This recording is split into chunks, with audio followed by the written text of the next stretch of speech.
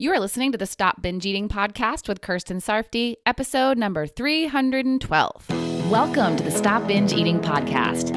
It's time for you to end your food obsession and begin feeling confident and in control around food. You are absolutely capable of eliminating binge eating from your life, and I'm going to show you how by giving you simple tools and insights that you can apply in your own life. I'm your host, Kirsten Sarfty. Now let's get to it. Hi! In 1 month, registration for the next round of the Stop Binge Eating program will be opening on August 21st of 2024. And you're going to get everything you need to stop binge eating all in one program. You'll be able to stop searching around for answers and searching for what to do, spending so much time looking, because you'll have the Stop Binge Eating course. It's going to cover all the most common topics that people who binge need to work on. And there's going to be so much helpful information, perspectives, insights, and strategies in that course. You'll also be able to stop feeling lost and stuck. And when things aren't working for you, you won't be at a loss for why it's not working or what you can do differently. With all the opportunities you'll have for coaching, I'll be there to help you with anything you're struggling with and help you get unstuck. You'll also get a supportive community and accountability, which so many people find to be helpful to have as they're working on big goals like this. And we're going to do joy food eating workshops that are going to help you to change your relationship with food, especially the foods you usually overeat or binge on. And so many people who do these have had profound breakthroughs that help them to overeat and binge less.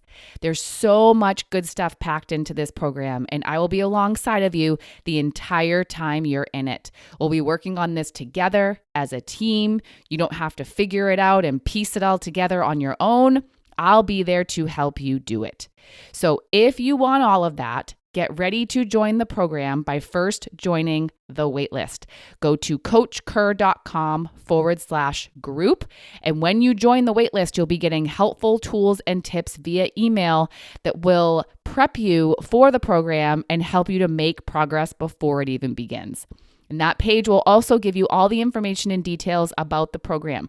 But if you have any questions that aren't answered on that page, email them to info@coachker.com. Over the years, I've worked so hard on making this program to be a comprehensive program that gives you everything I can think of that you'd need to stop binge eating all in one place. So come and get it. And again, let's work on this together. All right. And now let's talk about urges and how all urges are not the same. So I've talked about urges countless times on this podcast. I talk about why you feel urges. I talk about how to handle urges. And most, if not all of you, have probably tried to work on not giving in to your urges. And when you do it successfully, it feels so good. You feel so proud. And not binging is always an amazing thing. But not giving in isn't always an easy thing to do. And also, it's not always a necessary thing to do. It's not always necessary because for some urges to eat, if you give in, it's not always going to result in a negative outcome. So I definitely want to talk about that with you. And then afterward, I want to talk about different intensities of urges and how you're going to handle them. I wish it could be as simple as just saying, when you feel an urge, this is what you do.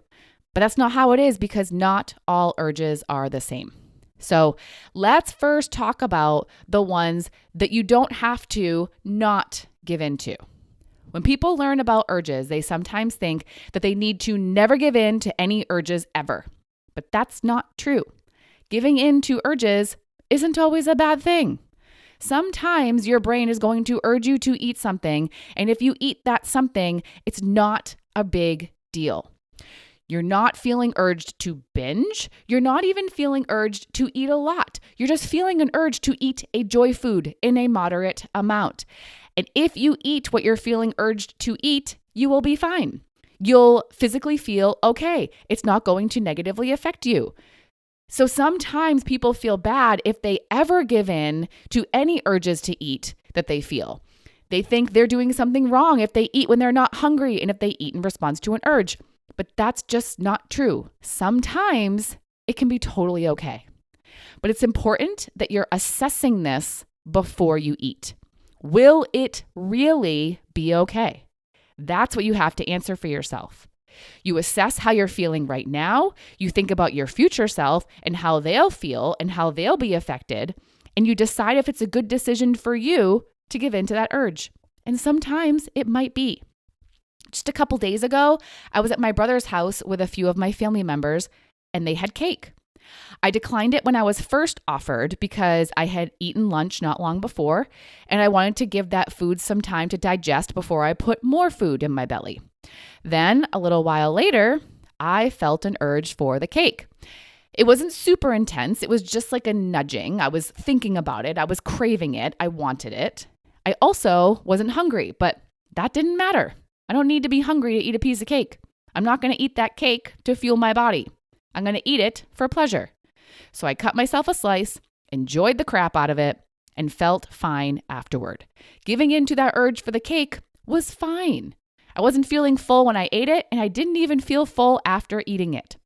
I felt fine. Nothing bad came from it. So it's totally okay to give in to urges sometimes. You don't have to not give in to every urge you feel. Just make sure you're assessing whether or not you have good reasons to not give in. You're going to make the assessment and decision for yourself based on how you're feeling now and how you'll think you'll feel if you eat it, and also if you actually really want it. Now, what I'm talking about there, as I said, is an urge for a moderate amount of food. But when we're talking about urges to binge, those are the urges you're going to work on not giving into. If binging is going to result in negative outcomes, which most, if not all of the time it will, then you're going to not give in to that urge. If there will likely be a negative outcome, you're going to not do it, not give in to that urge. And again, you're going to pause and think about that. You're going to assess yourself and think about your future self. And how you're going to not give in to that urge depends on how intense the urge is. You might have a mildly intense urge where you're thinking about binging and you're contemplating the idea of it. If that's what's going on for you, you're going to tell yourself why you don't want to do it. Your urge is telling you to do it, and you're going to tell your brain why you're not going to do it. You're going to dissuade your brain and help it to see that not binging is the better idea. Because the urge isn't super strong and the urge is more of an idea, doing this can work well. But sometimes the urge is a bit stronger. It's more obvious in your body and you can really feel the sensations of the urge. Binging isn't just an idea. You're not just thinking about doing it. Your urge is being more assertive, persuasive, and kind of forceful. And when you're telling your brain why you don't want to binge, the urge might just keep up with its pushing. If this is what you're experiencing, just telling yourself why you don't want to binge might not be enough. So you're going to put your focus on the urge and how you're feeling. And you'll actively allow the urge and the discomfort you're feeling. What that means is that instead of conversing with the urge, you're going to converse with yourself about the urge. You're going to talk to yourself about the presence of the urge. You're going to acknowledge that the urge is there. So you're just going to acknowledge its existence. I'm feeling an urge to binge. And you're going to accept that it's there, which means you're not getting mad or frustrated. You're not arguing with it and fueling it. Again, you're not conversing with the urge. You're just agreeing with your current reality. You're feeling an urge. This is what's happening right now. And you're going to speak to yourself about it calmly. This is temporary. You will be okay if you don't eat it. You're just feeling sensations in your body. You don't have to eat. And you're going to breathe. And if it helps to lay down, you can lay down. Or if it helps to move your body in some way, do that. You're basically going to let yourself feel the urge without responding to it. And with your self-talk, you're going to calm yourself and encourage yourself to just feel. You can do it. And then there are the really intense, very strong urges. When you're feeling one of those, you're pretty deep in feeling compelled to binge. The decision is pretty much made that you're going to do it, and the drive to do it is strong. Now, when you're in this intensity, your rational thinking will begin to shut down. That's what happens sometimes when we feel something strongly. And if that's happening, telling yourself why you don't want to binge or going through the process of allowing the urge until it passes can be extremely challenging, because you do need to be able to do some rational thinking in order to do either of those. So for most people, if you feel extremely intense urges, what's going to be the most useful is prevention. You'll decrease the intensity of your urges ahead of time by practicing doing things that will help you to feel less intense urges. And the two main things you're going to do are not being overly restrictive with food and not avoiding feeling emotions. You're going to allow yourself to eat the foods you want to eat with full permission, so you're not feeling so deprived and restricted that you begin to urge for the foods you're depriving yourself of and restricting yourself from. And you're going to practice feeling emotions so that you're not urging for food anytime you feel uncomfortable. When you do those two things, you will feel less intense urges to binge, which will make them easier to manage. Now, you have to be careful with how you're defining your urges. What I don't want you to do is to feel an intense urge, think you can't do anything about it because it's too strong, and then give up and eat. I don't want you to hear me say that you might not be able to work through the extremely intense urges and then you just don't do it. Don't quit before you even try. Try. Because here's the thing. You might think you're feeling one of those really intense urges that I'm talking about, but you might not be. You might actually have enough rationality available to you. You might be feeling a medium intensity urge that you can work through and allow. You might actually have it in you to work through it. But you won't even try if you tell yourself it's too intense and there's no way out. Don't quit without trying. And don't try while being filled with doubt that it will work. That's not going to be helpful either, because you won't be fully engaged in the process.